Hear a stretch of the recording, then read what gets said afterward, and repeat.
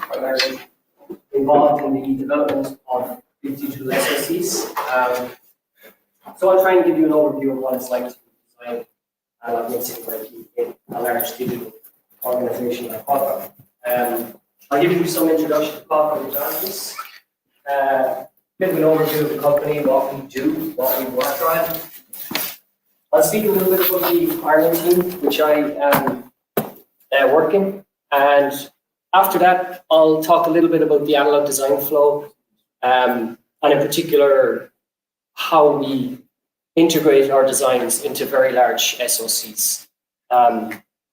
We produce IP blocks. We, being my team, produce IP blocks for SoCs, which can range from small wearable devices right up to the premium tier Snapdragon SoCs, which can be 20-25 billion transistors big. So that in itself is quite a challenge, and I hope you get a little bit of insight into that over the next few minutes. Qualcomm stands for Quality Communications. It was founded in the 80s in San Diego, California. They're best known for being the inventors of code division multiple access CDMA technology, which led the transition from analog mobile comms to digital mobile comms. And that's really the bedrock of Qualcomm. It's a wireless communication company. And that's fundamentally what we've done over the last 4 decades almost, is lead the wireless innovation across multiple industries. As I mentioned, the transition from analog to digital was a big one. And more recently, I think Qualcomm has led the transition to redefine computing. So as you all know, we moved from, well, some of you may not be old enough to remember desktop machines, but we used to work on desktops. When I was in university, everything was on a desktop, and showing my age, but that transition from desktop to smartphone was driven primarily by the advancements in mobile communication. And now, as we move into the 5G era, the goal is to transform multiple industries, not just the cell phone in your pocket, but we want to connect virtually everything, everywhere. And that's the goal.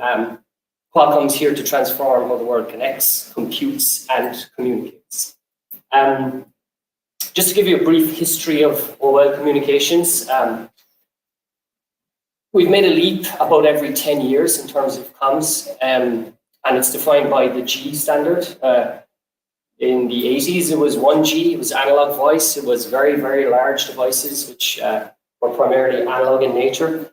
Then there was a transition to digital communications, and the GSM and that kind of standard in the 90s drove the 2G transition. And then we moved to mobile data, and that was really where 3G came in, and that brought the wireless internet to your pocket.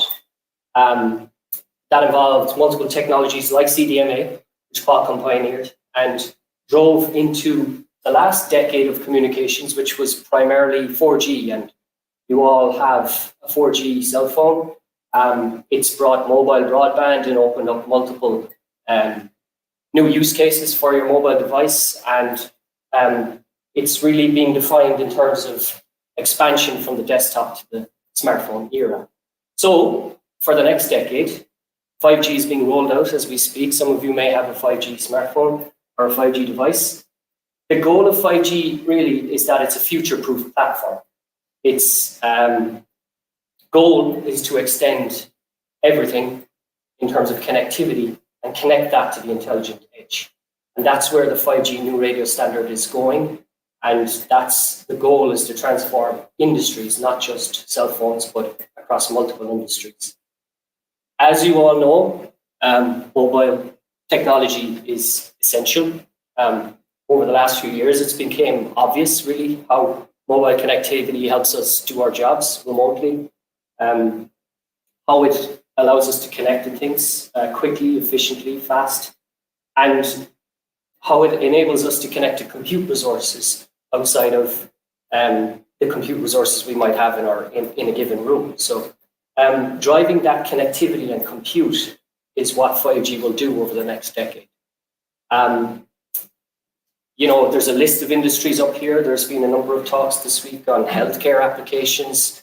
And the intention is to transform these industries over the next decade in terms of how they connect and how they access compute resources. So from healthcare to smart cities, industrial and agriculture, from energy, retail, and in particular automotive and manufacturing. These are the big industries that Qualcomm is targeting, and many other companies, in terms of adding compute resources and connectivity across a range of applications. So automotive, I mentioned in particular, this is one of the marketing slides I took from our CEO, but automotive is a big push for Qualcomm and other companies. Cars are becoming servers on wheels. They have a huge amount of complexity in there. They have a huge amount of compute resources, but also now they're becoming massively connected, whether it's connecting to the smart city environment for safety, whether it's reading in sensors from the surrounding area in terms of assisted driver systems, and how the car reacts in certain scenarios is all about compute resources, and it's all about connectivity. And that's where the next generation of technology is being focused in terms of bringing that type of complexity in terms of wireless connectivity and compute resources into the same package and positioning it within the car to enable future use cases. As you know, automotive is highly safety critical. Quality, safety, reliability. These are all things that are absolutely critical. It's quite different from designing an SoC for your smartphone in your pocket. I mean, if your smartphone fails, it's a little bit annoying, but it's not catastrophic. Obviously, if you have an SoC in a car, it's a different situation, and particularly if it's running some of these assisted driver scenarios, or if it's doing precise positioning and adjusting speed and reading various warning systems. The SoC in that environment is a critical situation, and it isn't something that you can take lightly. So the levels of quality required in automotive SoCs are an order of magnitude higher than what you would be doing in terms of a mobile SoC. The use cases are similar. It's all about compute, connectivity. However, the quality and reliability constraints are much higher in that case. I'll give you a little introduction to the team in Ireland. I work in an office. There's about 400 engineers in Qualcomm in Cork. We recently moved into that new building, which is a very nice place to work. It's a new custom-built environment. We have labs. We have floor space for multiple teams. We have lots of breakout areas. So it's quite a nice building, and the team has grown over about the last 8 years from 1 engineer to 400, which is phenomenal growth. And we've pulled in nationalities from all over the world. It's a very multicultural place, and it makes it a very interesting place to work. We've got about 20 patents granted over the last 5 years as a site. Qualcomm is very encouraging of innovation and filing patents, and it's something that is strongly encouraged in my team and in other teams in Cork and across the globe. But it's something we pride ourselves on in terms of innovation. So we're continually focused on patent applications and publishing papers, and trying to get our knowledge out into the world.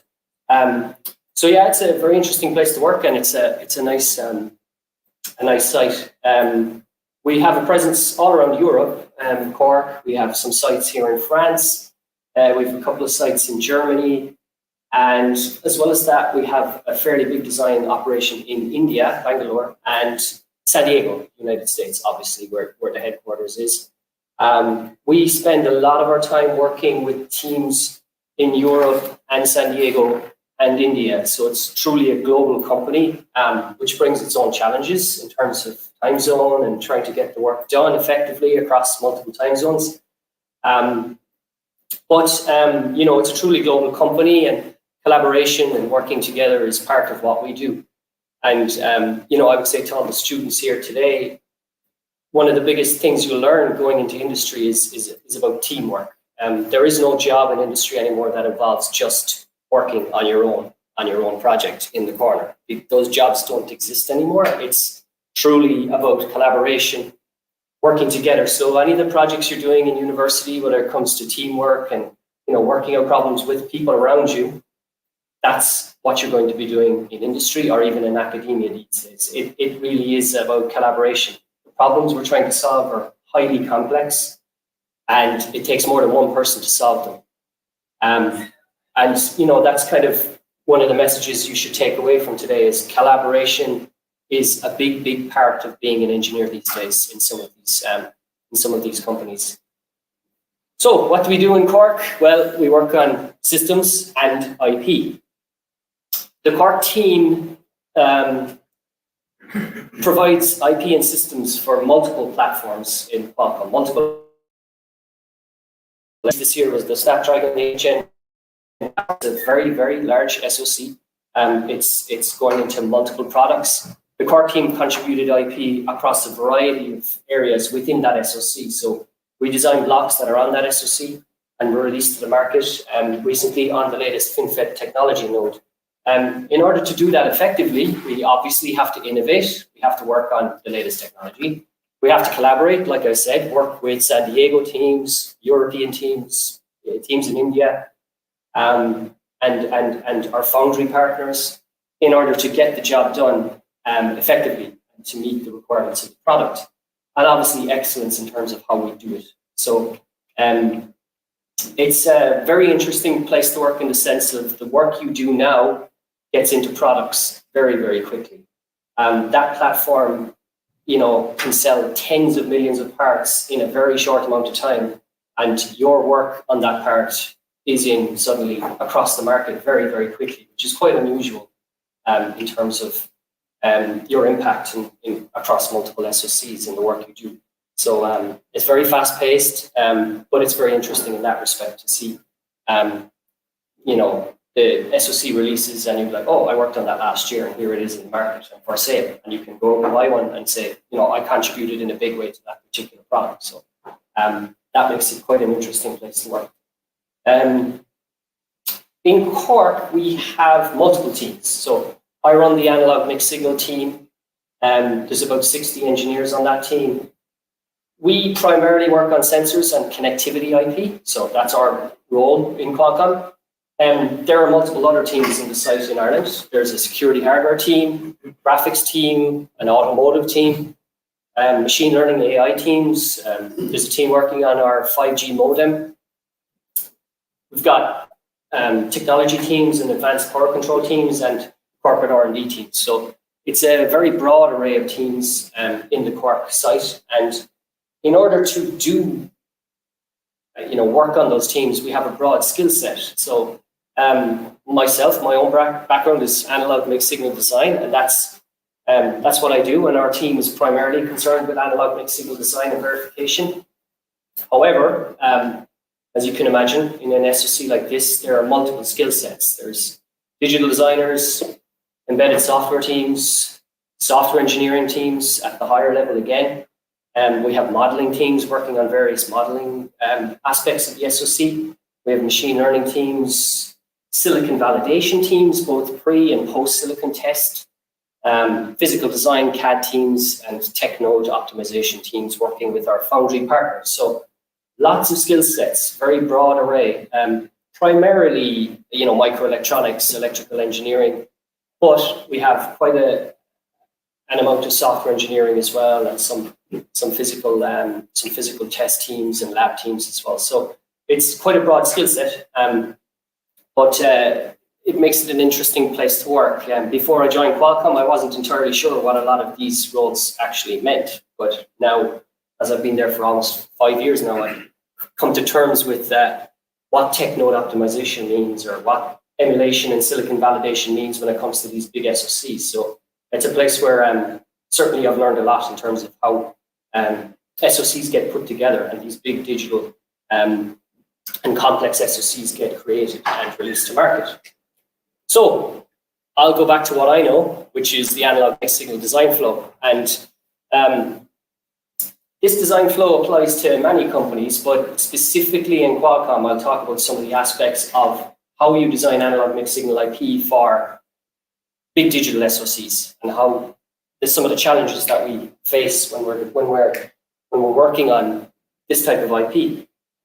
As I mentioned, the team in Cork, we provide IP for SoC portfolio. The SoC could be for automotive, could be for wearable, could be for IoT, could be for our latest Snapdragon premium tier smartphone that's in, the next version of the flagship phone that's being released, could be for a 5G modem. Our IP is used broadly across the portfolio. So a variety of use cases, but in the end, the IP is required to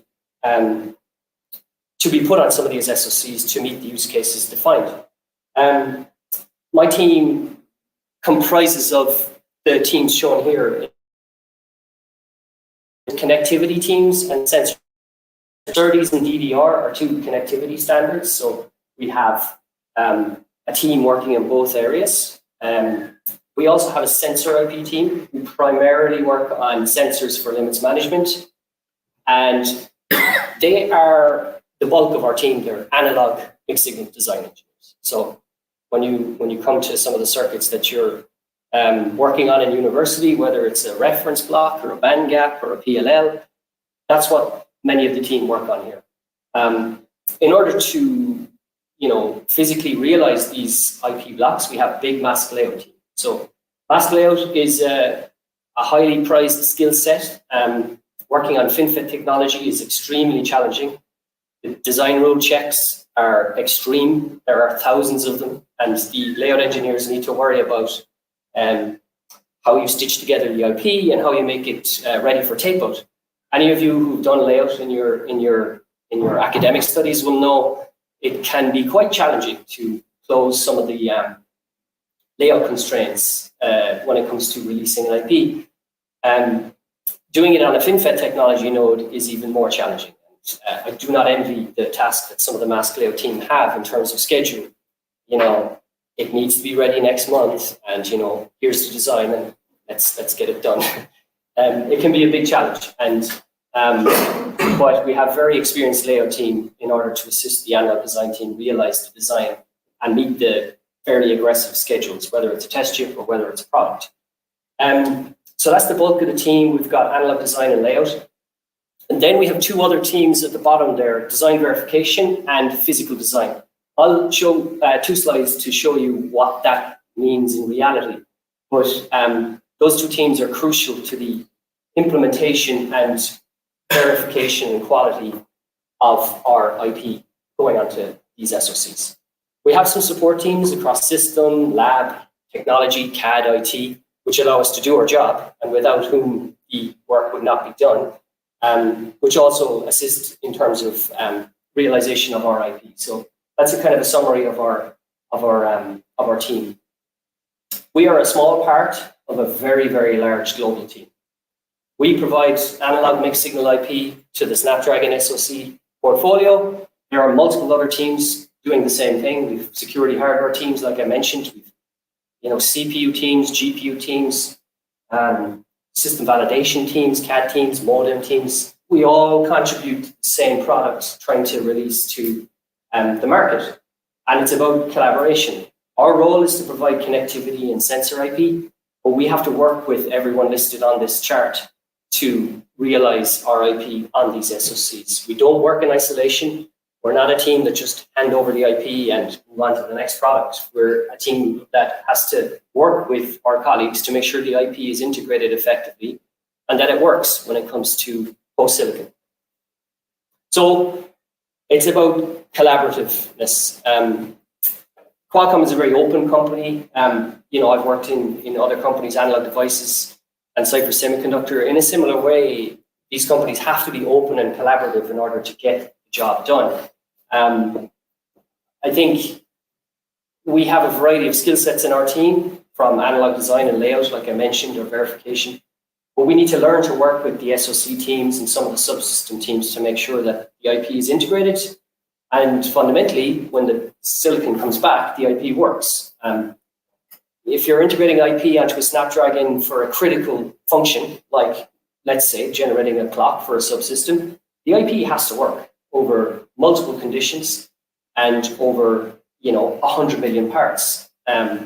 You cannot afford for the IP to not function. You certainly can't afford for the IP to only function at 25 degrees Celsius, for example. It needs to function over the full range of temperature, process, voltage, mismatch, and it needs to yield to 4.5, 5 sigma in order to release the product. Your IP cannot be the reason why we lose 0.2% yield. We had an example in the past where one of our IPs was causing a yield hit of 0.2%, and you might think, oh, 99.8% of the parts work. Good job. And in the past I might have thought that too, but 0.2% yield on 100 million parts, well, you can work it out. That's a lot of parts being discarded, and you don't want to be discarding the latest FinFET technology dies, which cost a lot of money to produce. So yield is a huge thing. Quality and robustness and reliability is a huge thing. So you need to be very, very careful what you're doing to make sure that everything you do is robust and high quality and will ultimately yield. So we are working on the leading nodes. We do need to continually scale performance. So that's our goal. We want to make sure that we're generating IP that's accurate, low power, and ideally low area. We always strive to support new partitions, whether that involves designing the IP in a different aspect ratio or integrating it slightly different into the subsystem. We support multiple variable power domains. Power domains can be quite variable in terms of an SoC. You can have a power supply that might range from 0.5 to 1.2 volts, and you need to make sure that you support all the modes in terms of that power domain. Not just one power domain, your IP could be connected to 3 or 4 power domains. Some of those domains could be collapsible. So the complexity of how your IP behaves in some of these advanced power domain scenarios can be quite complicated. You don't want any leakage conditions between 2 power domains if one is collapsed and one is up, or you want to make sure your IP performs as expected across the wide range of power domains that may exist on one of these SoCs. And of course, your IP needs to be flexible. It might be used for a wearable, used for a compute chip. 2 different scenarios. One might be high performance. It may not be so interested in the low power performance. Another chip might be super constrained in terms of area. Your IP, we need to design our IP such that we can reposition it to different SoCs. Smartphones are one use case, automotive is another use case. They all have slightly different constraints, but our IP needs to be very flexible. We can't just redesign IP every time a new chip comes along. We tape out a lot of chips every year, so we don't have the bandwidth to be redesigning IP to meet different use cases. We need to make sure our IP is flexible, and that's a big part of what we do as well as an IP team. So some of you will recognize, many of you have designed chips, laid out the circuits, you've done your layout, you've gone to tape out and then come back to the lab and tested it. And that's the same type of flow we have here in Qualcomm. It's not anything particularly different. We specify our IP, we look at the architecture and make sure that it fits the given use case. We do our pre-layout SPICE simulations. We work on the latest PDKs from the foundry, and we run our SPICE simulations with some of the latest tools. We then hand off to the mask layout and physical design team, and in parallel, they're working on layout, we're working on design, and everything's happening in parallel. Simulation. There's no design and then hand it to layout and then hand it to verification. That's too long. The schedule is quite tight, so everything is happening in parallel. And ultimately go to tape out. We do a base tape out of base layers, and then we do a metal tape out of all the upper layers. And in a couple of months' time, the silicon comes back packaged into our lab, and we test it. And hopefully it meets our expectations. And we hopefully meet system performance. So, like I said, we put down our schematics, we run our simulations on the latest PDK, we do our layout, which is not straightforward on FinFET to get it LVS and DRC clean, and we integrate it into a target subsystem. Shown there, we might have designed that little bias block. It may be down in the bottom corner of an SoC, but it may be working to provide bias to a sensor within the GPU or to a PHY along the edge of the die. Integrating that IP, connecting it effectively, and making sure that it's functional at the system level and not just at the block level is one of our key tasks, and it's something that I'll go into a little more detail on in the next while. So I mentioned two teams outside of the analog design and layout teams. We have a DV team and a PD team. This is the physical design flow in Qualcomm. Physical design is primarily a tool-driven flow where we are creating the physical implementation and then integrating that or subsystem level. It really involves creating a complex hard macro. So the digital physical design team will define the aspect ratio of the IP we're doing. So we might be doing a SerDes PHY, for example, that's called PCIe. It might have a PLL and it might have some analog blocks in terms of transmit and receive blocks. We floor plan that with the PD team, and then the PD team, one level above us, will define the physical aspect ratio of that IP. And they will drive floor clock tree synthesis, routing, and physical verification. So they will drive the top level, they'll put together the top level and release it to SoC and give SoC all to effectively integrate that IP. It's quite challenging. Some of the clock frequencies involved are multiple gigahertz, and it's about integrating analog IP with digital RTL and making sure that all those things. They're also involved right at the end of tape-out. So, you know, the PD teams are put under severe pressure to get their IP ready for tape-out. LVS, DRC clean, you know, IR drop clean, ESD clean. The list of checks is long. You know, I thought LVS and DRC might be sufficient for IP design, but you know, it's LVS, DRC, and about 15 other checks to get the IP clean for release to SoC.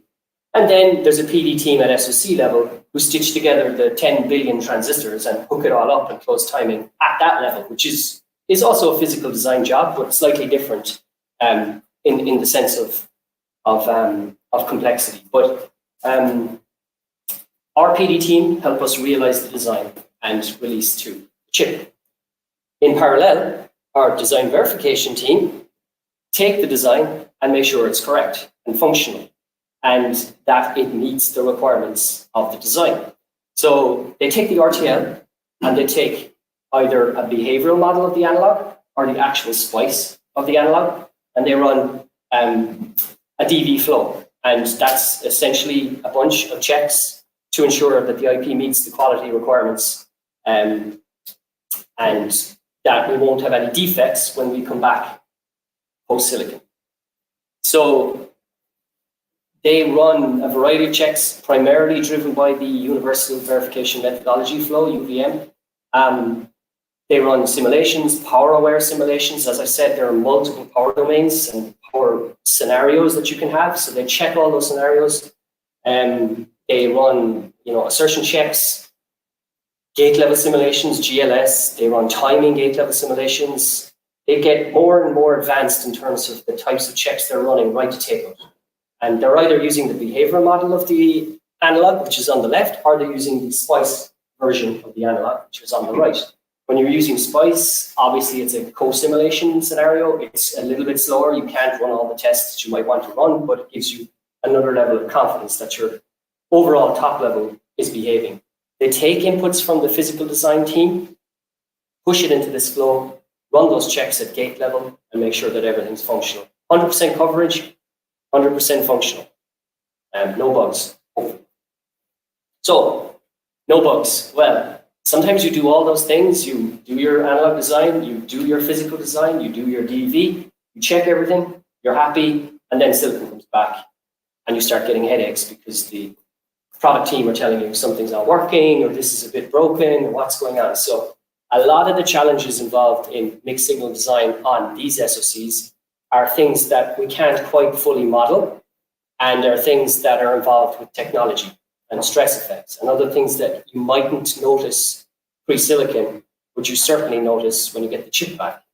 And if you're causing an issue at chip level in terms of product release, that's not a nice place to be as a designer. But in any case, we try to solve these problems with our colleagues and make sure that we can get the chip released on time. Like I said, the team here in Ireland, we do connectivity. We work on sensor, receivers, drivers for various external interfaces, PCIe, UFS, USB, DDR. These are all standards. We're designing IP to meet those standards. We're also generating accurate voltage, current, and clock references for the SoC. And we monitor voltage, current, and temperature across the SoC. So we do connectivity, sensors, multiple analog type blocks. We're very concerned. Power is days of use, battery life. You don't want to be the block that's causing a hit on battery life for some product. And again, it's a key requirement for your IP to be efficient in terms of power and also efficient in terms of area. FinFET technology, 5 nanometer, 4 nanometer is very, very expensive. So don't waste area. That's one of the key requirements of being a designer. And of course, integrating the IP into these noisy digital SoCs is very challenging. Maintaining PPA, power, performance, and area, is hard to do when you integrate it into these environments. Things like common mode rejection, power supply rejection, signal integrity, all those things become a big headache when you're integrating onto these big SoCs. So there's a couple of challenges. Transistor and the advancement in transistor technology is a big challenge. The modeling of those transistors is uncertain. The models that the foundry give you are not 100% accurate. They never will be, but they can have a significant amount of uncertainty, particularly on the latest nodes. So, we have to consider the type of device we have, the FinFET device, how effective it is for these analog circuits.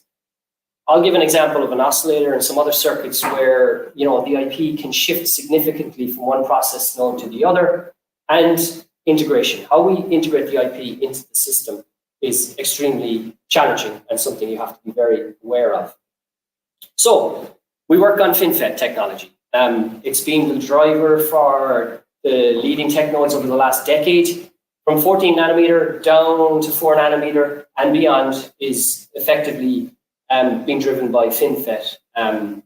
It's a 3D device structure, so it's up from the substrate, and there's a fin structure where the gate is placed over this fin to give you gate control on 3 sides of the source drain region. So it's more effective relative to planar, it gives you good gate control, and in a smaller area relative to planar. So Qualcomm is at the forefront of this. We work with our foundry partners to make sure that we can optimize these process nodes and get the best PPA in terms of process out of it as possible. The transistor technology continues to advance. We've moved from planar to FinFET, like I said, in the last decade, and we are going towards gate all-around FETs, which will now give us 100% control of the gate region. So the gate is now wrapped 100% around the source drain. So it gives another level of control over the source drain channel. So, GAA FETs will give us better performance in the next couple of years. We'll hopefully advance the technology a little bit more, but fundamentally Moore's law is slowing down. Some people say it has stopped. We're not getting a huge increase in performance like we used to every 18 months and doubling of performance. That's not happening anymore. So when you're not getting that kind of performance from the process technology, you need to come up with other methods of improving your PPA. You have to be smarter about your partitioning, your voltage modes, your designs in general. So while GAA FETs will give us some improvement over the next few years, and the technology will continue to advance, those improvements will be a little slower relative to the last 5 or 6 decades of transistor technology. And we need to consider how we're going to partition our designs, whether it's 2.5D and 3D packaging technology, or whether it's fundamentally how we design our IP. We need to be more smart about it, because as designers, we're not getting increases for free from the fab anymore. We're not getting 2x improvement every 18 months, certainly not. So we need to be a bit smarter about how we design our IP as well. So one problem with working on the latest technology node is model uncertainty. So the foundry gives you a model, and when you start your design on a new tech node, that model is speculative. They've their best guess as to how the transistors will perform. If you're trying to design an IP with best guess models, that, as you can imagine, might lead to some uncertainty down the line. The model uncertainty decreases as you work through a project. We tape out our IP on test chips, the foundry do test chips, we do test chips. We try to characterize various devices and structures, and those characterization plans feed the model. And we get silicon influence model, where the model uncertainty goes down a little bit, and we may have to update our design a little bit. And hopefully, by the time we get to final design, layout, and post-layout simulations, the model uncertainty has gone down to a point where we can release a product.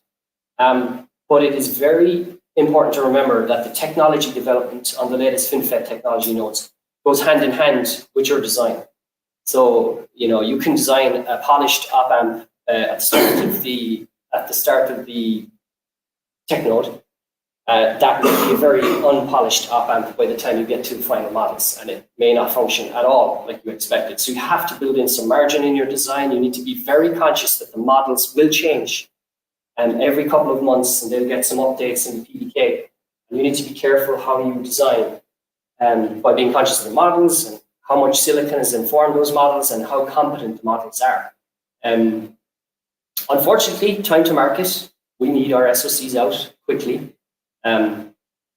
Drives these times shorter and shorter. So model uncertainty is higher, your design is more exposed, and you may get into trouble when you get your silicon back in terms of boundaries and other metrics that we're measuring. So it's not straightforward, but certainly you have to be conscious of. One of the major issues in FinFET is layout-dependent effects. We have multiple stressors from all directions on our device. We have an active device here, MOSFET, it might be a diff pair or something, okay, sitting here. But if you don't design it effectively, and if you don't lay it out effectively physically, you might end up with significant stress effects that are not well modeled in the process design kit. So in the example on the left there, you've got this active device where the mobility of the device is shifting a lot from X to Y, or on the X direction. So although you might expect the mobility to be a certain value, it could vary by plus or minus 10% at the edge of the oxide diffusion. The way to avoid this is to put your active devices in the center and put some dummy devices to the left and right and up and down. So in all dimensions, you want to make sure you have dummy devices to shield yourself from some of these stress effects. So your active devices have a set mobility in the center, and then that mobility will fall off as your dummy devices come into play. How many dummy devices you use is fundamentally down to how much area you're willing to burn. But there is, of course, a cost scenario, but you can't avoid this. You cannot have critical active devices exposed on the edge to some of these FinFET stress effects. The difference between schematic and post layout with these stress effects is very, very high. So you can design an op-amp to be perfectly functional in schematic. If you don't consider some of these stress effects, you get your layout back and the whole thing falls apart and you're wondering why. So you need to be very conscious of how you lay it out, and uniformity is key. Make sure everything's uniform in both directions, up, down, left, and right, for your critical devices. Another issue is context. where your block is relative to other blocks. Is there digital above you? Is there analog above you? Is there, you might be tasked with creating a delay block, delay 1, 2, 3, 4, 5. This is a real example from one of our IPs. You designed a delay block, you did a great job, it's meeting all the spec, and somebody placed 5 of the versions of that delay down, 1, 2, 3, 4, 5. They're all identical, they should all work the same. You get your silicon back, they don't work the same. Delay 1, 3, and 5 are behaving a bit weird. They're not quite meeting spec, and you don't know why. You look at the floor plan, and you realize that above delay 1, 3, and 5, you have different density, metal and device density. So digital circuits in the digital area are a different density to analog circuits. Density changes in the FinFET structure cause different stress. So you get different stress effect on top of delay 1, delay 3, and delay 5 relative to delay 2 and delay 4. So there's different stress effects due to the manufacturing of these devices. We call variable performance. If you do a refloor plan and you make sure that the context around your circuits is a bit more uniform, you get much better performance, and all the delay blocks behave very similarly.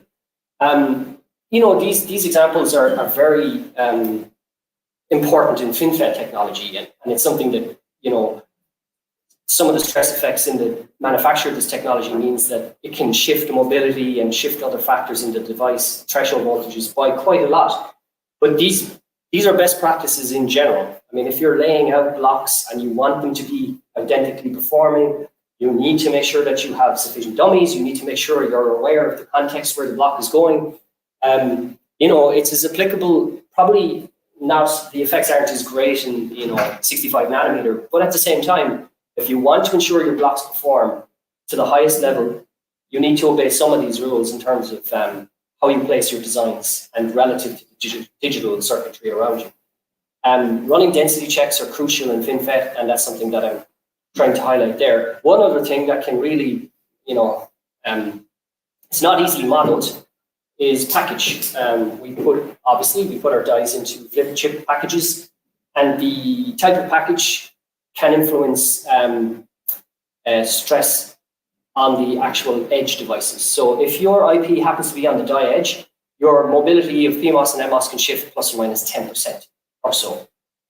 So that can be a real headache if you have, again, very stringent circuits that need to work across a wide array of use cases. It's not always possible to avoid the die edge. Connectivity circuitry like UFS or USB or PCIe circuits have to be on the die edge. They're connecting to the outside world, right? So you just need to make sure that perhaps if you're putting a PLL within those PHYs, that maybe you push the PLL away from the die edge as much as possible in that IP. You don't put the PLL right up against the die edge because you get a lot of stress across a particular VCO, for example. If you're really worried about VCO performance, it's not a good idea to put it right on the edge. And same for other circuits like reference circuits and band gaps and other amplifiers that might require very stringent matching. You can get really big problems if you're right on the edge of the die. Again, you might say, well, how far away from the die should you be? Well, that depends on how much performance you want. So it's not straightforward in terms of modeling this. Packages change depending on the product. Die thickness changes depending on the product. They shave off some of the bottom of the die to make it thinner for certain profiles. So it's not possible to model this for every single package that we do, but you just need to be aware that it is a problem that can crop up and cause a lot of stress for you as a designer in terms of stress also on the device. This example is real silicon this year, bump overlay stress. So we put bumps on the top metal, and these bumps are used to connect power and signals to the devices underneath. The bumps are then flipped. The die is flipped and connected to package balls. So a package ball might connect to maybe 3 of the bumps to give you VDD, power supply, VSS, clock, etc. So the bumps are a critical part of the design, and they have to be there to connect to the chip. Unfortunately, bumps and the position of a bump can influence the performance of transistors underneath the bump. Now, it might seem counterintuitive that the topmost metal and putting a bump up there can influence the performance of devices which are way down in the metal stack. You know, our metal stacks 10, 11, 12, 13, 14 layers of metal way down there. The performance of those FinFET devices can be affected by the position of a bump. But the reality is you get stress from all directions in a bump, and it's nonlinear stress, and it can force the devices to behave quite differently. And if you don't believe me, look at the data. We've got 4 identical amplifiers. Okay, I designed an amplifier. I didn't do it. One of my team designed an amplifier. Did a great job. The amplifier has a input referred offset shown here, mean and standard deviation. Nice Gaussian for amp 1, amp 2, and amp 3. This is 30,000 parts measured in the tester. So, you know, the input referred offset is ideally 0, which is the center point of this plot, but it has a standard deviation. It matches simulation. It's behaving as expected for 3 amplifiers. One of the amplifiers, the mean of the offset got shoved over -8 millivolts, and we had no idea why until we looked at the bump map. And we saw there's a bump over amp 4 right over a critically matched zone of the amplifier. And it was causing, well, we speculated it was causing some stress. So what we did is we retaped out the bump overlay. We took away the bump. We retaped out the part, which cost some money, but we were willing to do it to verify what we were seeing here in silicon. And amp 4 centered back and behaved as expected. Unfortunately, in that product, amp 4 shifting there meant that there was a huge amount of devices failing yield. We couldn't calibrate. Our calibration range wasn't sufficient to pull that amplifier back to the center. So it caused a massive yield hit in this particular product. And now we have software workarounds and we can mitigate that. But in terms of the design, it totally failed because of a bump slightly placed in the wrong area. The way to avoid it is to make sure that you enforce keep out zones. You can do that in your layout. You can say, do not put a bump above these devices. Now, you can say, do not put a bump over my entire circuit because bumps are required for the product. So you have to be selective about how you do it, but you have to be conscious, right? You know, don't put a bump above me or else we get yield fallout. So a very important stress effect that needs to be strongly considered. We would have always told our colleagues who put down bumps not to do this. Don't put bumps over critical areas. Unfortunately, these amplifiers and this IP goes into multiple SoCs, and the bump overlays shift from product to product. So the bumps aren't fixed relative to the IP. The bumps can move because they're different package sizes and different bump overlay. So it's difficult to track.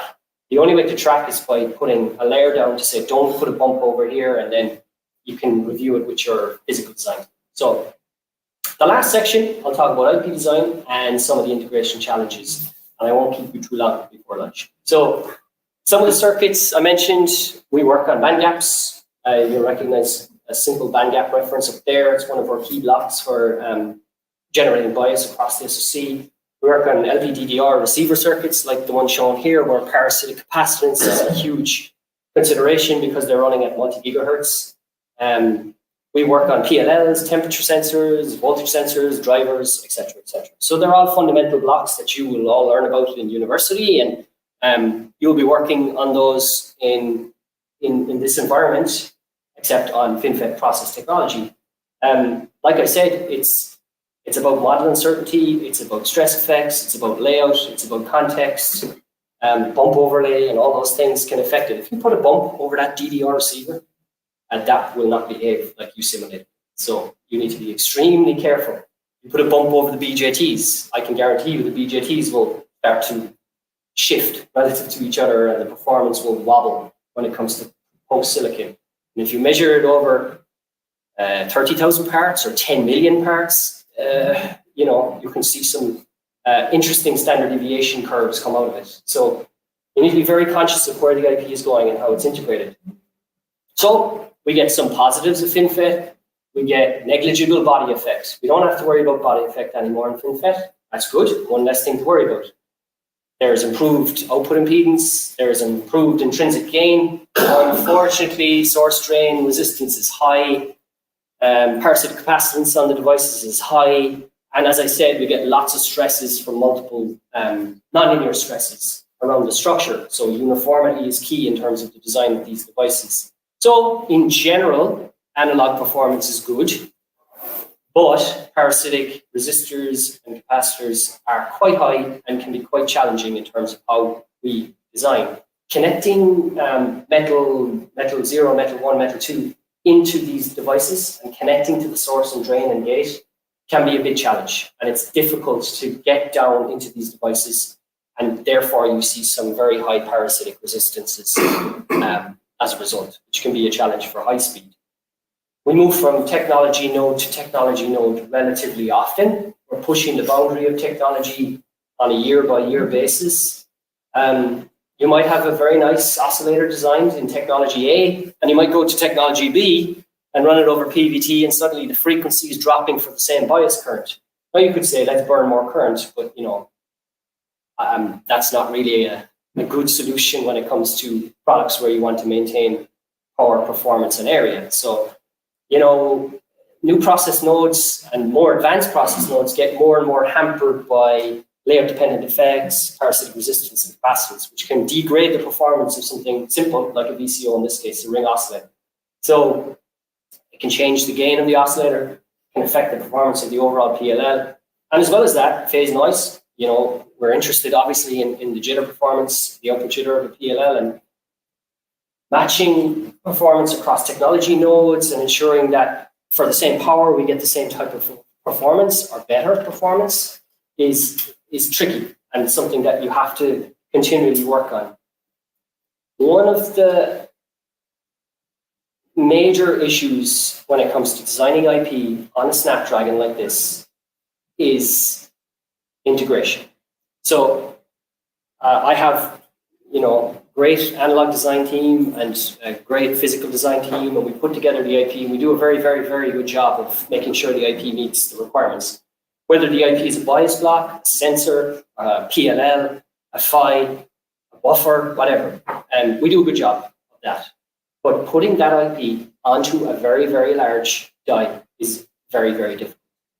Making sure it meets the requirements, accuracy requirements across all the power modes is difficult. In the case of a bias block shown there, the bias might be going up to 2 sensors and across to 4 PHYs. It might be delivering a bias current across the SoC. That route might be 10 millimeters long. Now, 10 millimeters is a long distance to drive a line from a bias block. Extremely long routing of both bias and clock distribution. Noisy power grids, these are digital blocks after all. You've got a GPU just above you, banging away, doing its thing. You've got a bunch of PHYs, which are turning on and off, doing their thing. They can affect the performance of your bias. And, unfortunately, when the GPU sensor is failing, they come straight back to the analog team and say, oh, it's the analog's fault. Well, it's the system. Integration is the problem. The analog block may be designed very well, but the system might be failing because the noise from the GPU is coupling down into the bias line and breaking PHY-B. So PHY-B is trying to do something, it might be USB, the GPU is doing something else, and suddenly PHY-B doesn't work very well because the bias is suddenly failing or noisy or whatever. So it can be really challenging. SoCs have unlimited use cases. Different things can be going on at different times. You want a high performance sensor working in parallel with your PHY, and you might get some noise coupling, and it can be very, very stressful. In the end, generating these biases and clock sources and distributing them effectively across the SoC is critical to making sure we can, improve the area scaling, improve the yield of our circuits, and make sure that we're doing the right thing in terms of IP design. But it brings a lot of challenge. One of the main challenges, like I said, is a subsystem like GPU just coupling noise into your bias. And close proximity aggressors can be a big issue.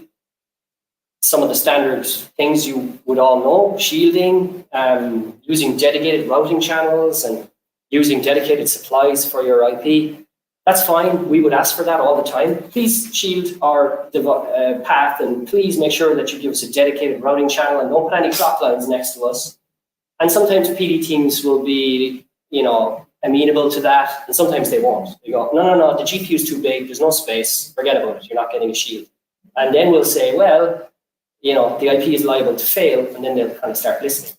So you as an IP designer need to inform the subsystem teams of the potential pitfalls of not doing some of the standard things you would do in terms of routing, shielding, and asking for a dedicated supply bump. You say, I need a dedicated 1.2 volt supply for my IP. And they'll go, forget about it. There's no bump space for that. You forget about it. Share it with the GPU. And then you say, I'm not sharing it with the GPU because I know when I get the silicon back, it will break. So, there's a conversation. There's a system integration challenge. You will never get everything you want as an analog designer on these big SoCs, but you have to make the case.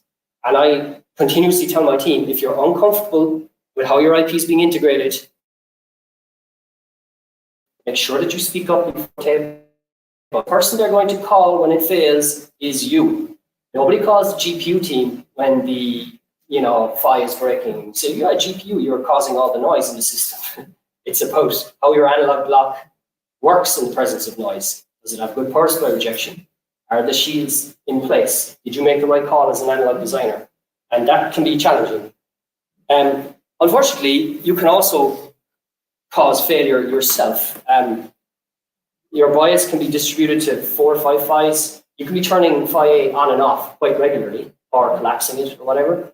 Or collapsing it can cause signaling to jump out to adjacent lines, and you can actually self-aggress yourself. So you can cause problems by just switching of modes. And as an analog designer, you need to understand what the power collapse scenarios are.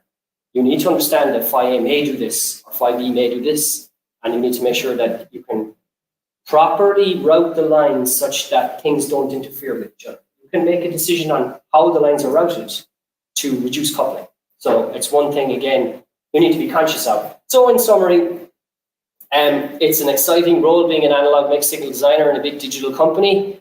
It's a little bit stressful at times when things start to fail and you're trying to debug whether it's a stress effect or a noise effect or a coupling effect or a FinFET problem or a model issue or whatever.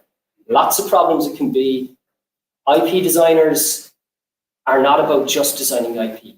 You take responsibility for your IP in the system, because when something goes wrong in the system, it comes back to you. So you really have to be conscious of how your IP is integrated, how models can affect your performance, how integration, how noise can affect your performance. And as an analog designer in Qualcomm and in other companies that do this type of big digital SoC integration, you need core knowledge of SoC behavior, power modes, technology constraints, bump overlays, package stress.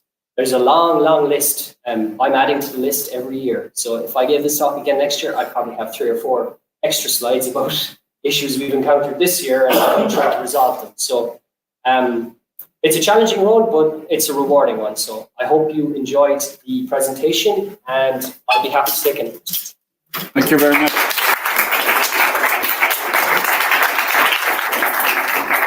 Thank you very much for this very nice presentation. So, there is any question? Or you can ask me at lunch.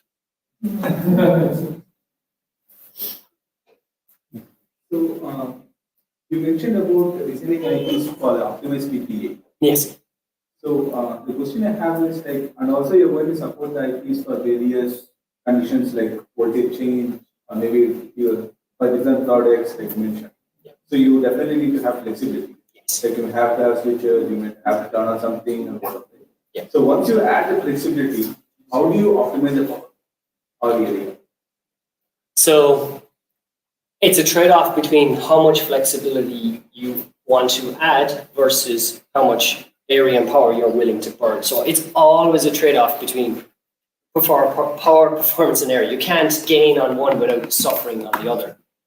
We recently added some flexible modes to our clock drivers. We drive these clocks, multiple distances across the SoC. We added some extra power modes to deal with that.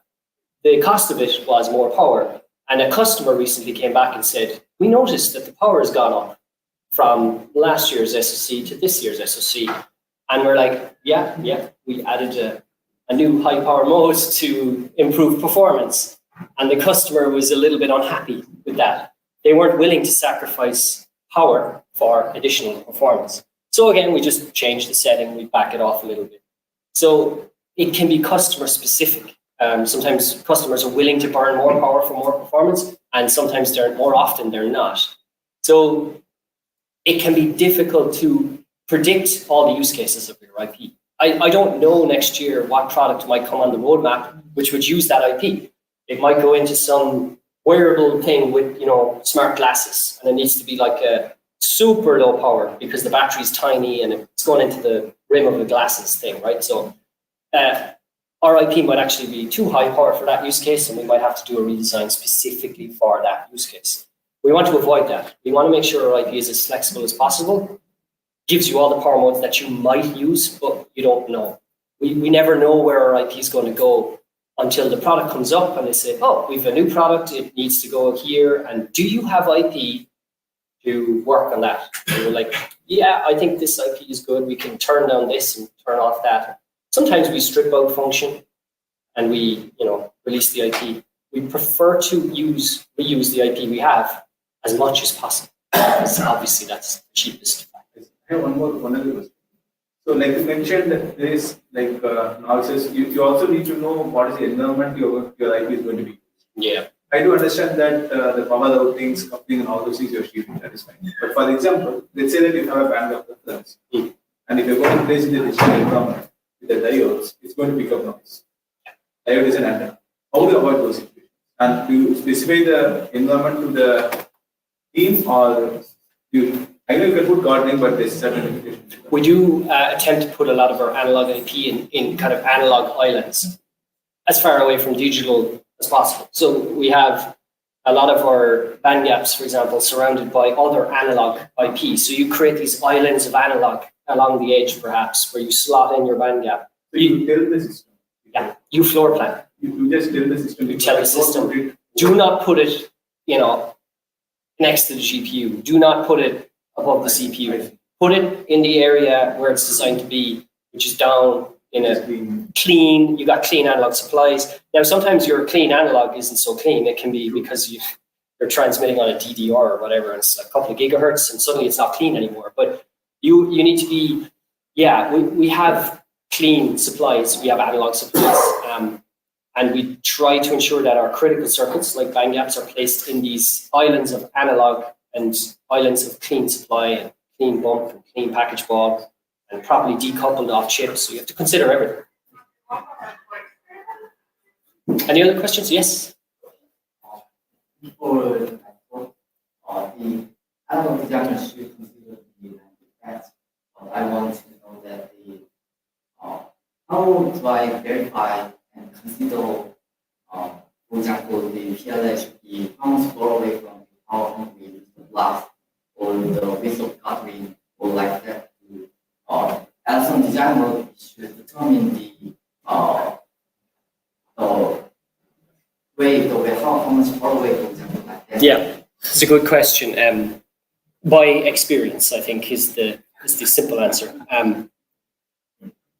How big to make a shield, how much width space you should have from an aggressor is all down to experience. And if we see an issue, sometimes we get an opportunity to retape out the metal. It's relatively straightforward. Some products will go to another metal tape out to fix some bugs, and you will get an opportunity to increase spacing or to add an additional shield or to repartition some of the routing.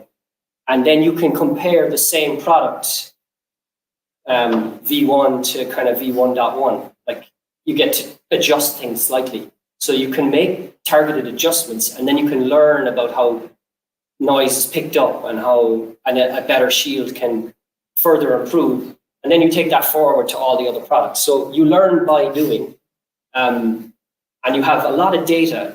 The thing about Qualcomm is, in the first couple of weeks of a chip going to manufacture, you could have 100,000 parts in like a week measured. and you get all the data back at you, and you just need to analyze it and go, oh, that's a bit weird.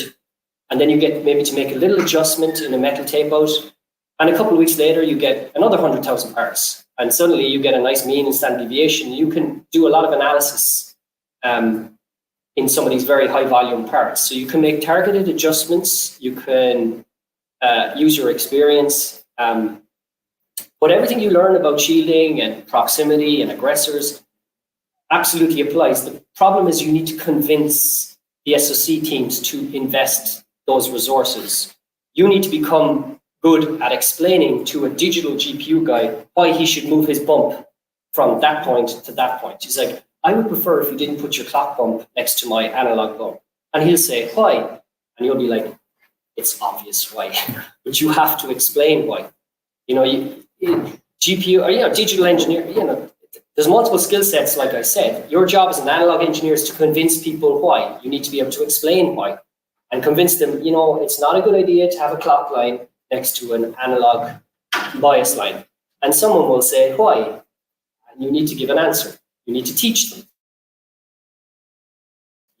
You'd be surprised things that as an analog designer are not necessarily obvious to a GPU guy or a CPU guy, which is fair enough. I mean, they have other concerns. You need to be able to explain why, as an engineer, why you're looking for a shield, why you're looking for more area, why you're looking for a dedicated bump, why you're looking to move the bumps away. You know, you have to be a good salesman for analog. Explain why you're doing it. Okay. You have another question there? Yeah. Thank you for the presentation. It's very long, but very interesting and active. I just got two questions. First is talk about the fintech, and just curious about your design consideration. Why you decided to use the fintech? Because it's expensive both for the fabrication and for the design. Yeah. And how are you going to convince your customer it's the best option? So second is the future of you.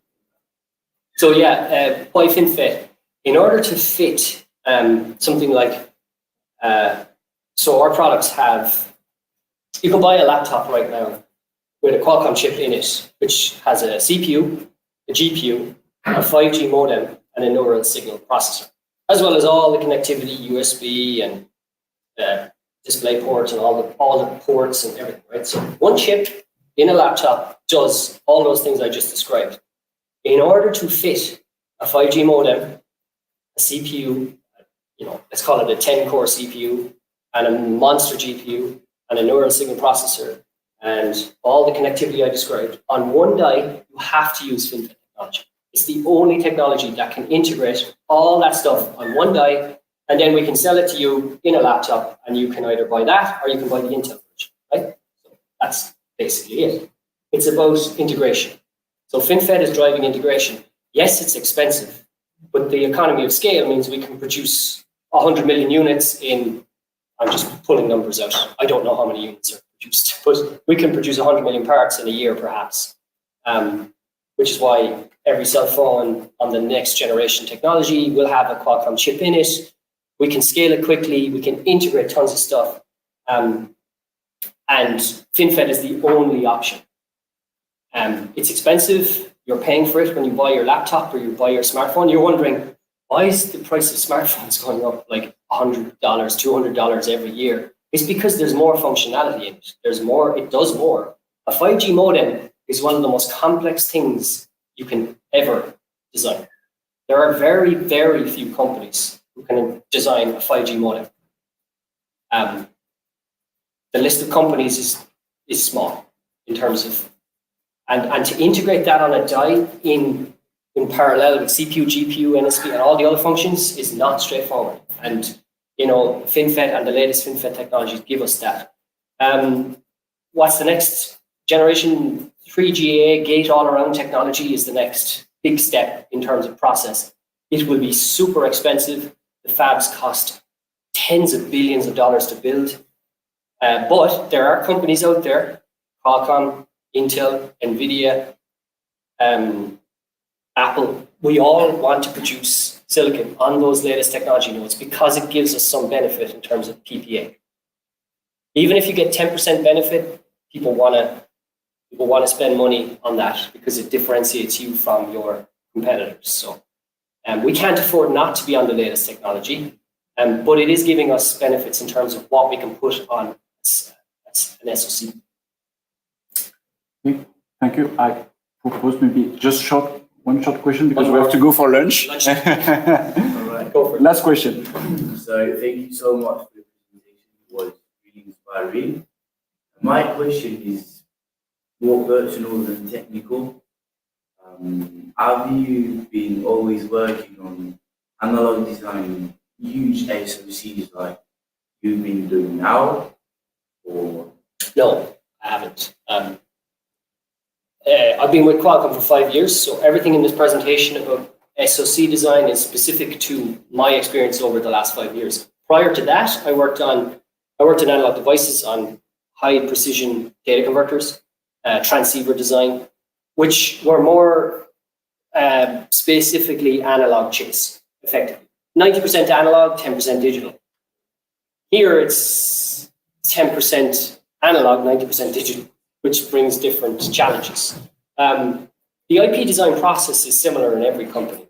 Schematic, layout, post layout, LVS, DRC, all that, right? It's very similar. Like, you're sitting down, you're driving these tools to get your design to work, meet your specifications, very similar. But in big digital like this, there's a lot more things that can go wrong, in my experience.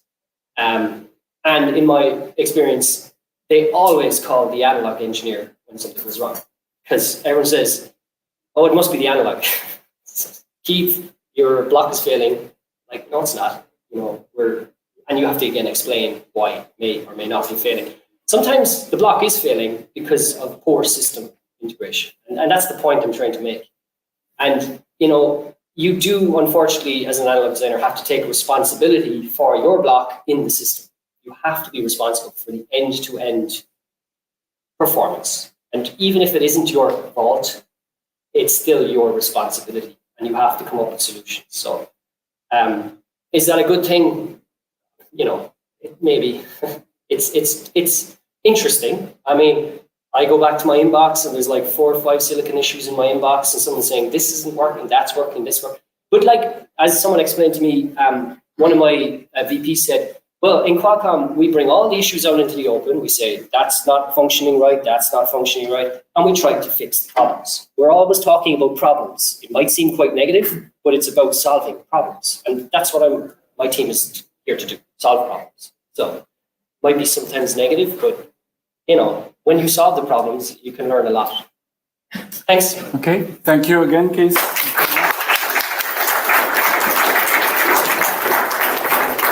It's a little gift to thank you for Thank you very much. It's a local gift, as you can imagine. Thank you very much. Thank you. Appreciate that. Thank you. So time to go for lunch. We take a tram and we go back at the same place we Thank you. be yesterday.